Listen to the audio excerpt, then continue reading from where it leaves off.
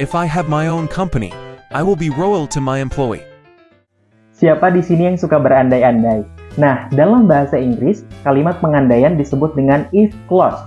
But before we speak more about the if clause, let's pray together. Pray begin.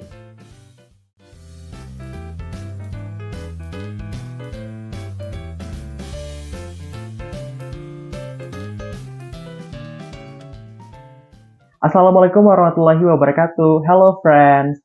Welcome back to Mr. Zia class on English subject from Focus Homeschooling. Nah, if clause adalah kalimat dalam bahasa Inggris yang digunakan untuk bisa menunjukkan pengandaian. If clause ini digunakan untuk bisa membentuk juga kalimat yang disebut conditional sentence. Mr. Zia, kalimat pengandaian yang bisa menggunakan if clause, kalimat pengandaian yang seperti apa sih? Nah, kalimat pengandaian yang digunakan adalah kalimat pengandaian yang bisa terjadi masa sekarang atau masa depan. Di dalam if clause sendiri, ini sama loh seperti dalam bahasa Indonesia. Apakah kalian pernah mendengar kata majemuk jika maka? Nah, di dalam if clause ini nanti juga akan terbagi menjadi dua bagian. Yang pertama adalah if clause, yang kedua adalah main clause.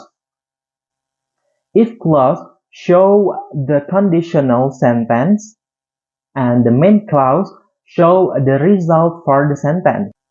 Nah, sampai sini masih connect? Oke, kita akan lanjutkan kembali. And now, let's find out how to use the if clause. If clause have 5 functions.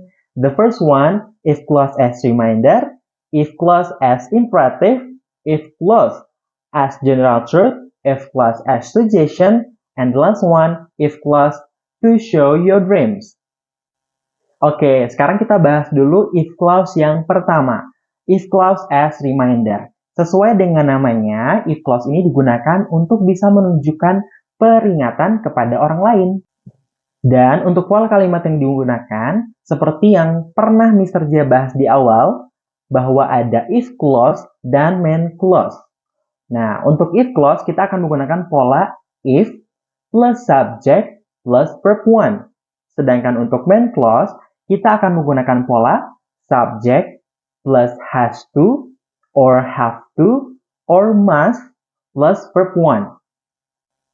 For example, sekarang kita akan memberikan kalimat peringatan kepada teman kita yang sedang mengikuti perlombaan. If you wish to be a winner, you have to exercise a lot. Oke, sampai sini paham ya? Dan untuk penggunaan has to atau have to itu nanti disesuaikan dengan subjek yang di depannya ya. Yang kedua, kita akan membahas tentang if clause as imperative. Sebelumnya, Mr. Zia mau tanya nih, ada yang tahu arti imperatif itu apa?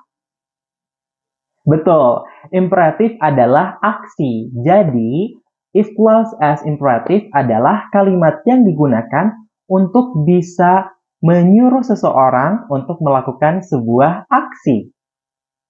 Nah, untuk pola yang digunakan seperti biasa, ada if clause, ada main clause.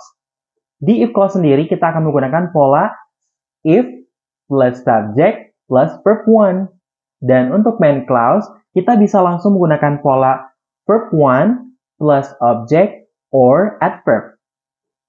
Oke, sekarang kita buat contohnya dulu ya. Jadi, situasinya adalah kita ingin menyuruh teman kita yang sedang merasa pusing untuk bisa beristirahat. If you feel dizzy, get some rest. Can you repeat it? Oke, nah ingat ya, untuk if clause as imperative, seperti contoh sebelumnya, kita tadi menggunakan verb plus object di main clause. Nah, untuk verbnya yang kita gunakan adalah get, sedangkan objeknya adalah good job, some rest. Okay, let's move to the next if clause. If clause as general truth. Nah, seperti dalam katanya, general truth artinya adalah fakta. Jadi, kamu bisa menggunakan if clause as general truth untuk bisa menunjukkan kalimat pengandaian di mana berisi sebuah fakta. Kita akan masuk ke pola kalimatnya langsung. Di if clause, kita akan menggunakan pola if plus subject plus verb 1. Sedangkan pada main clause, kita akan menggunakan pola subject plus will plus verb 1. Nah, untuk contoh kalimatnya, misalkan dalam situasi kamu ingin menyampaikan kalau setiap orang ketika haus pasti akan membutuhkan minum. Nah, ini adalah sebuah fakta. Kita coba buat yuk kalimat pengandaian menggunakan situasi tersebut. If you are thirsty, you will need some water. Is it general truth? Ya, betul. Kalimat tersebut termasuk kepada sebuah fakta, di mana ketika kita haus, pasti kita akan membutuhkan air. Oke, yang ini tidak kalah seru dengan if clause yang sebelumnya. Ada if clause as suggestion. Jadi kalimat pengandaian ini digunakan untuk bisa memberikan saran kepada orang lain. And now, let's move to get the pattern how to use if clause as suggestion. Nah, dalam pola kalimatnya seperti biasa, ada if clause dan main clause. Pada if clause, kita akan menggunakan pola if plus subject plus verb 1. Sedangkan pada main clause, ada 3 pilihan kata. Kita bisa menggunakan subject plus should or ought to or had better plus verb 1.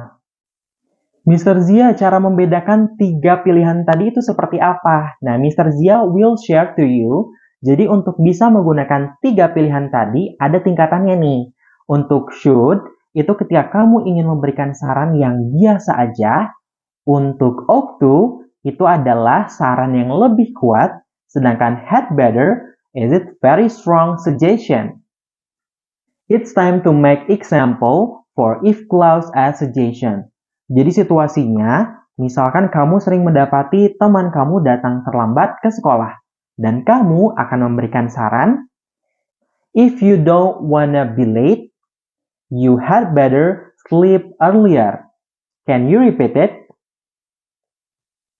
Excellent. Sebelum kita lanjut ke if clause yang terakhir, Mr. Zia mau ngajak kalian untuk bisa tarik nafas dulu. Karena luar biasa untuk 4 if clause tadi sudah kita lewati bersama. And I hope you can get more insight from this class. And last but not least, ada if clause to show your dream. Nah, jadi sesuai dengan namanya, if clause ini digunakan untuk bisa menunjukkan kalimat pengandaian di mana kalian bisa menyebutkan mimpi kalian secara spesifik. And remember, for the if clause to show your dream, kalian bisa menunjukkan mimpi-mimpi yang memang spesifik atau bisa terukur ya. Nah, kita langsung kepada pola kalimat untuk bisa membuat if clause as show a dream. If clause, kita akan menggunakan if plus subject plus verb 1. Sedangkan main clause, kita akan menggunakan pola subject plus will plus verb 1. For example, if I study in Thailand, I will make a thesis about education behavior from Thai student. Nah, apakah mimpi ini terukur? Betul, mimpi ini bisa diukur. Ketika nanti kita belajar di Thailand, kita bisa saja membuat tesis berkaitan dengan behavior dari murid-murid yang ada di Thailand. How was this class? Is it fun? Nah, Mr. Zia berharap kalau materi hari ini bisa memberikan insight yang lebih kepada teman-teman semua berkaitan dengan if clause. Seperti biasa, Mr. Zia akan memberikan kalian kesempatan untuk bisa berlatih di materi kali ini. And now, it's your turn.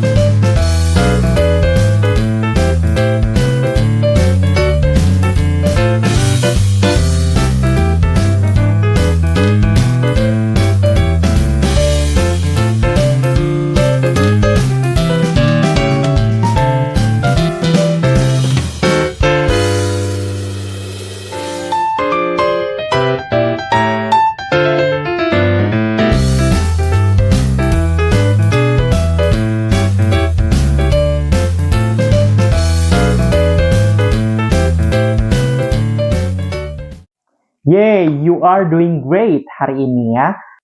Kesimpulan kelas hari ini adalah kalian bisa menggunakan kalimat pengandaian dalam bahasa Inggris yang disebut dengan if clause sentence. Dan kalian dapat menyesuaikan kegunaan if clause sentence berdasarkan 5 fungsi utamanya. Dan before we finish this class, don't forget to take a pray. Pray begin.